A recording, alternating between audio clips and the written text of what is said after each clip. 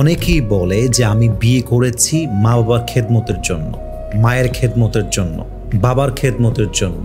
Even এটাকে মানুষ একটা ট্র্যাডিশন কিংবা কালচার হিসেবে নিয়েছে। আমার বিয়ের উদ্দেশ্য হচ্ছে আমার মাকে দেখাশোনা করবে, আমার বাবাকে দেখাশোনা করবে। অ্যাবসলিউটলি রং আইডিয়া, অ্যাবসলিউটলি মিসকনসেপশন।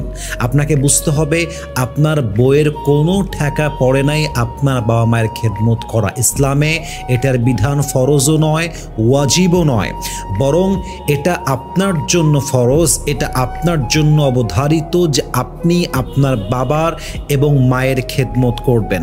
ইভেন আপনার জন্য এটা উচিত সামর্থ্য অনুযায়ী বউকে আলাদা রুম দেওয়া, আলাদা বাসা দেওয়া।